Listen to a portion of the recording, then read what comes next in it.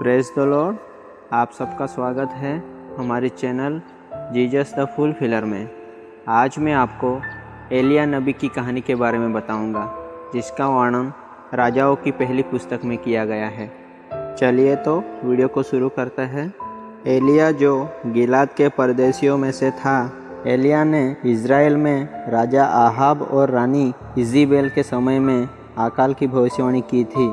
उसने आहाब से कहा, इज़राइल का परमेश्वर यहोवा, जिसके सम्मुख में उपस्थित रहता हूँ, उसके जीवन की शपथ कि इन वर्षों में मेरे बिना कहे न तो मेह बरसेगा और न ओस पड़ेगी। तब यहोवा का यह वचन उसके पास पहुँचा, यहाँ से चलकर पूर्व की ओर जा और करित नामक नाले में जो यरदन के पूर्व में है छिप जा।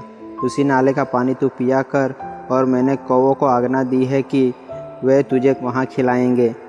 यहोवा का यह वचन मानकर वह यरदन के पूर्व में करित नामक नाले में जाकर छिपा रहा, और सवेरे और सांझ को कौवे उनके पास रोटी और मांस लाया करते थे, और वह नाले का पानी पिया करता था। कुछ दिनों के बाद उस देश में वर्षा न होने के कारण नाला सूख गया। तब यहोवा का यह वचन उसके पास पहुँचा, चलकर सीदोन के सारपत नगर में जाकर वहीं रह। सुन, मैंने वहाँ की एक विधवा को तेरे खिलाने की आज्ञा दी है। अतः वह वहाँ से चल दिया और सारपत को गया। नगर के फाटक के पास पहुंचकर उसने क्या देखा कि एक विधवा लकड़ी बीन रही थी। उसको बुलाकर उसने कहा, किसी पात्र में मेरे पीने को थोड़ा पानी ले आ।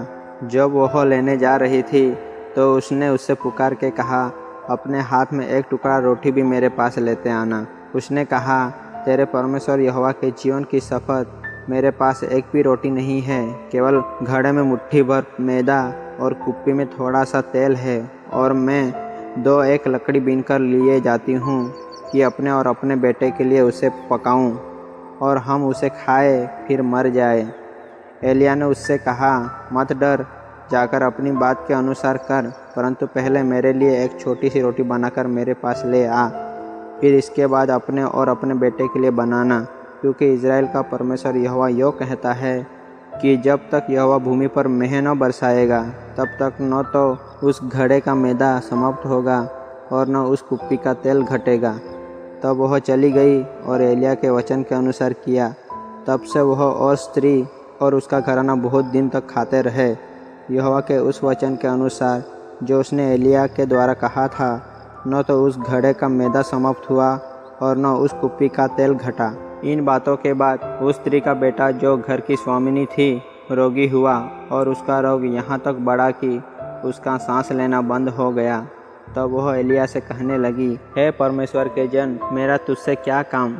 क्या तू इसलिए मेरे यहाँ आया है कि मेरे बेटे की मृत्यु का कारण हो और मेरे पाप का स्मरण दिलाए? उसने उससे कहा, अपना बेटा मुझे दे। तब वह उसे उसकी गोद से लेकर उस अटारी पर ले गया जहाँ वह स्वयं रहता था, और अपनी खाट पर लिटा दिया। तब उसने यहोवा को पुकार कर कहा, हे मेरे परमेश्वर यहोवा, क्या तू इस विधवा का बेटा मार डालकर जिसके यहाँ मैं टिका हूँ, इस पर भी विपत्ति ले आया है? तब वह बालक पर 3 बार पसर गया और यहोवा को पुकार कर कहा, हे मेरे परमेश्वर यहोवा, इस बालक का प्राण इसमें फिर डाल दे।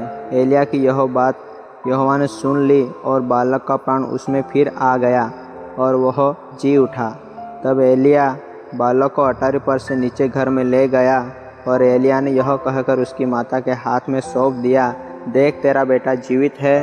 स्त्री ने एलिया से कहा, अब मुझे निश्चय हो गया है कि तू परमेश्वर का जन है, और यहोवा का जो वचन तेरे मुँह से निकलता है वह सच होता है। बहुत दिनों के बाद 3 वर्ष में यहोवा का यह वचन एलिया के पास पहुँचा, जाकर अपने आप को अहाब को दिखा, और मैं भूमि पर मेह बरसा दूंगा। तब एलिया अपने आप को अहाब को दिखाने गया। उस समय समरोन में अकाल भारी था। एलिया को देखते ही अहाब ने कहा, हे इज़राइल के सताने वाले, क्या तू ही है? उसने कहा, मैंने इज़राइल को कष्ट नहीं दिया, परंतु तू ही ने और तेरे पिता के घराने ने दिया है, क्योंकि तुम यहोवा की आज्ञाओं को टालकर बाल देवताओं की उपासना करने लगे। अहाब ने सारे इज़राइलियों को बुला भेजा और नबियों को कर्मल पर्वत पर इकट्ठा किया, और एलिया सब लोगों के पास आकर कहने लगा, तुम कब तक 2 विचारों में लटके रहोगे? यदि यहोवा परमेश्वर हो तो उसके पीछे हो लो, और यदि बाल हो तो उसके पीछे हो लो। लोगों ने उसके उत्तर में एक भी बात न कही। तब एलिय्याह ने लोगों से कहा, यहोवा के नबियों में से केवल मैं ही रह गया हूँ और बाल के नबी 450 मनुष्य है। इसलिए 2 बछड़े लाकर हमें दिए जाए और वे एक अपने लिए चुनकर उससे टुकड़े टुकड़े काटकर लकड़ी पर रख दे और कुछ आग न लगाए, और मैं दूसरे बछड़े को तैयार करके लकड़ी पर रखूँगा और कुछ आग न लगाऊँगा। तब तुम अपने देवता से प्रार्थना करना और मैं यहोवा से प्रार्थना करूँगा, और जो आग गिराकर उत्तर दे वही परमेश्वर ठहरे। और एलिय्याह ने बाल के नबियों से कहा, पहले तुम एक बछड़ा चुनकर तैयार कर लो, क्योंकि तुम तो बहुत हो। तब अपने देवता से प्रार्थना करना, परंतु आग न लगाना। तब उन्होंने उस बछड़े को जो उन्हें दिया गया था लेकर तैयार किया, और भोर से लेकर दोपहर तक वह यह कहकर बाल से प्रार्थना करते रहे, हे बाल हमारी सुन, हे बाल हमारी सुन। परंतु न कोई शब्द और न कोई उत्तर देने वाला हुआ। तब वे अपनी बनाई हुई वेदी पर उछलने कूदने लगे। दोपहर को एलिय्याह ने यह कहकर उनका ठट्ठा किया, ऊँचे शब्द से पुकारो, वह तो देवता है, वह तो ध्यान लगाए होगा, या कहीं गया होगा, या यात्रा में होगा, या हो सकता है कि सोता हो और उसे जगाना चाहिए। और उन्होंने बड़े शब्द से पुकार पुकार के अपनी रीति के अनुसार छुरियों और बर्छियों से अपने अपने को यहाँ तक घायल किया कि लहू लुहान हो गए।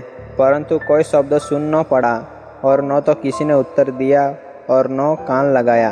तब एलिय्याह ने सब लोगों से कहा, मेरे निकट आओ, और सब लोग उसके निकट आए। तब उसने यहोवा की वेदी की जो गिराई गई थी मरम्मत की।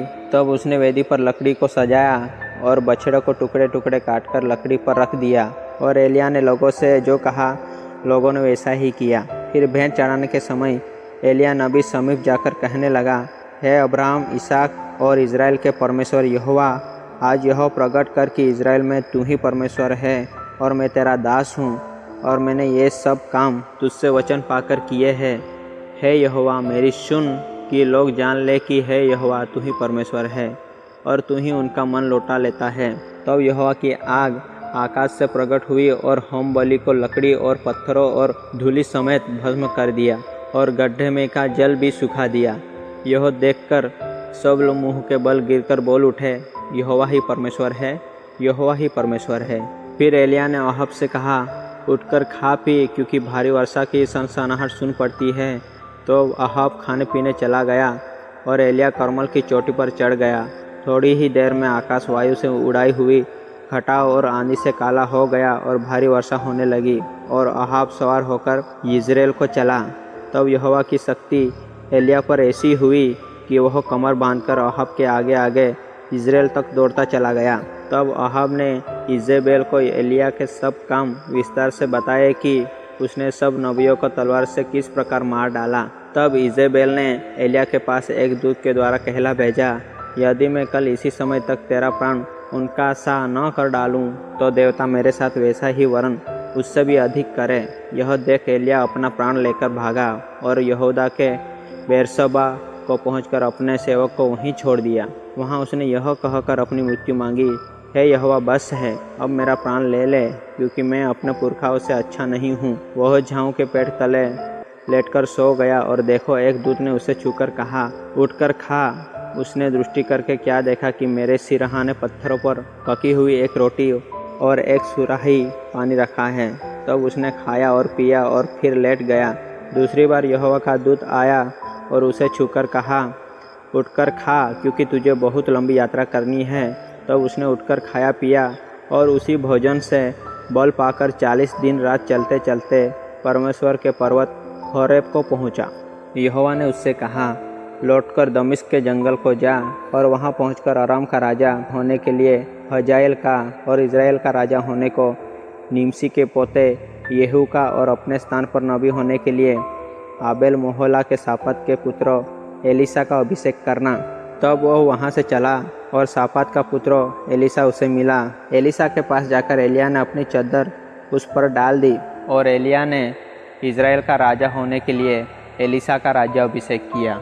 उसके बाद एलीशा एलिय्याह के साथ साथ चलता रहा, और वे दोनों परमेश्वर के काम करते रहे और परमेश्वर की आज्ञा मानकर परमेश्वर के कार्य करते रहे। एक दिन एलिय्याह ने एलीशा से कहा, तुझे जो चाहिए वो मुझसे मांग ले, तब एलिशा ने एलिया से कहा, जो अभिषिक्त आत्मा तुझ में है उसका दुगुना भाग मुझे मिल जाए। तब वैसा ही हुआ। एलिशा को एलिया में जो अभिषिक्त आत्मा थी उसका दुगुना भाग एलिशा को मिल गया। और वह बातें कर ही रहे थे कि तभी वहाँ पर अचानक अग्निमय रथ आए और अग्निमय घोड़े आकर उन्हें अलग कर दिया और एलिया को जीवित ही स्वर्ग में ले लिया गया और एलिशा को एलिया की चद्दर मिल गई। अगर आप एलिशा के 6 आश्चर्य कर्मों के बारे में जानना चाहते हैं तो उसकी लिंक वीडियो की डिस्क्रिप्शन में दी गई है, आप उसे देख सकते हैं। Praise the Lord. इस कहानी में हमने देखा कि एलिया कैसे परमेश्वर की आज्ञाओं पर चलता रहा और परमेश्वर ने उनके लिए खाने का, रहने का प्रबंध किया और कैसे परमेश्वर ने एलिया का अपने कामों के लिए उपयोग किया। इसलिए है प्रियो, हमेशा परमेश्वर में बने रहें और परमेश्वर की आज्ञा पर चलते रहें, क्योंकि वही सच्चा परमेश्वर और सर्व पूरा करने वाला परमेश्वर है। Praise the Lord. आमीन। आशा करता हूँ कि आपको यह एलिया नबी की कहानी पसंद आई होगी और अपने मित्रों के साथ भी ज़रूर शेयर करें। आप हमारे चैनल को सब्सक्राइब करें और बेल आइकन को दबाना ना भूलें, ताकि हमारे आगे आने वाली वीडियो की नोटिफिकेशन आपको मिलती रहे। Praise the Lord. आमीन।